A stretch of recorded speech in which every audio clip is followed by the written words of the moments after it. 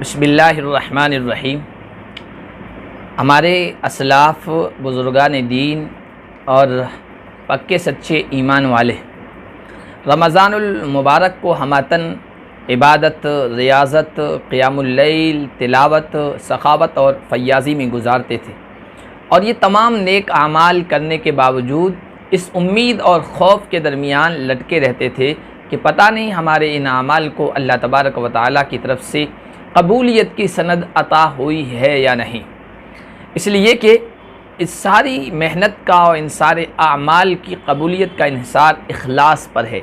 और इखलास ऐसी लतीफ़, बारीक और नादिर चीज़ है कि जिसको हासिल करने के लिए हमारे असलाफ़ हर तरह की कोशिश को भी नाकाफ़ी समझते थे।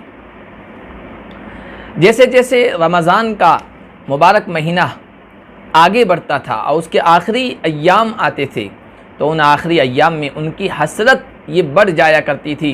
कि हमें इस माह गुफ़रान में, बख्शिश वाले महीने में जो आमाल करने चाहिए थे वो हम नहीं कर सके और पता नहीं जो आमाल किए हैं वो अल्लाह की बारगाह में कबूल भी हुए हैं या नहीं। और आइंदा ऐसा बेशकीमत, ऐसा कीमती महीना जिसमें एक अमल की कीमत और उसका अजर व सवाब आम दिनों की निस्बत से कई गुना बढ़ा दिया जाता है, ये हमें आइंदा नसीब भी होगा या नहीं। हज़रत अबू क़िलाबा रहमतुल्लाहि अलैह रमज़ान के आखिरी दिनों में, चूँकि उस ज़माने में ग़ुलाम और लौंडियों का दौर था, एक खूबसूरत लौंडी इस उम्मीद पर आज़ाद करते थे कि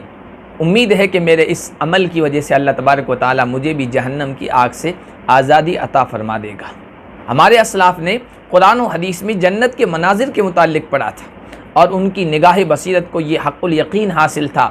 कि जन्नत के बुलंद व बाला महल, नज़र नीची रखने वाली खूब रूह हूरें, दूध और शहद और शराब की नहरें और पाकीज़ा खुश मज़ा फल, उन सब से बढ़कर रब्ब करीम का दीदार और उसके हुजूर मुजालसत, ये एक से बढ़कर एक नेमतें।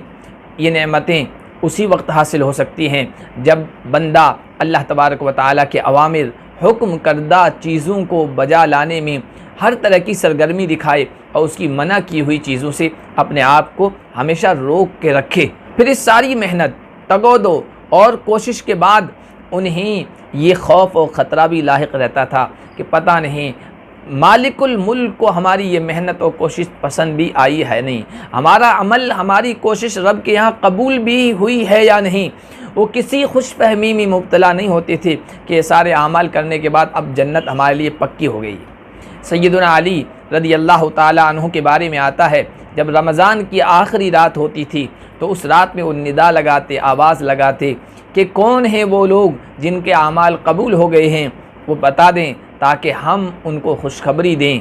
और कौन हैं वो महरूम जो रमज़ान की बरकतों पर अमल न करके महरूम रहे हैं ताकि हम उनकी ताज़ियत कर सकें।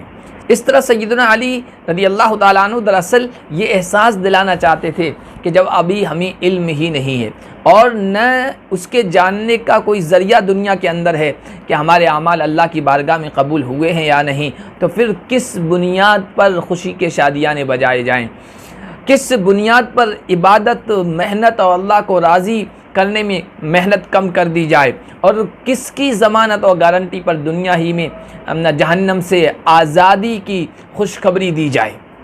जब तक अल्लाह की बारगाह में हाज़िरी न हो जाए उस वक्त अल्लाह की नाराज़गी से बेखौफ नहीं होना चाहिए। हमारे एक बुज़ुर्ग थे, ईद का दिन होता था तो उन पर खौफ तारी हो जाता था और बदन पर लर्ज़ा तारी हो जाया करता था। उनसे कहा गया ये तो मसरत का, खुशी का दिन है, आप काँप रहे हैं। कहा कि बात बिल्कुल सही है, लेकिन मैं तो ग़ुलाम हूँ, मैं तो पाबंद हूँ, मेरे रब ने, मेरे मालिक ने मुझे अमल करने के लिए कहा है, मैं अमल कर रहा हूँ, लेकिन मालूम नहीं मेरा अमल उसकी निगाह में कबूल हुआ है या नहीं। हज़रत वहीब बिन वर्द रहमतुल्लाहि अलैह एक बुज़ुर्ग गुज़रे, उन्होंने ईद के दिन चंद लोगों को देखा कि वो बड़ी खुशियाँ मना रहे हैं, तो कहा कि कौन लोग हैं ये, अगर इनके आमाल कबूल हो गए हैं तो ये शुक्र करने वालों का वतीरा नहीं है, और अगर इनके आमाल कबूल नहीं हुए हैं तो फिर महरूम लोगों का ये शेवा नहीं है जिस तरह ये कर रहे हैं। असलाफ़ सब कुछ करने के बावजूद इस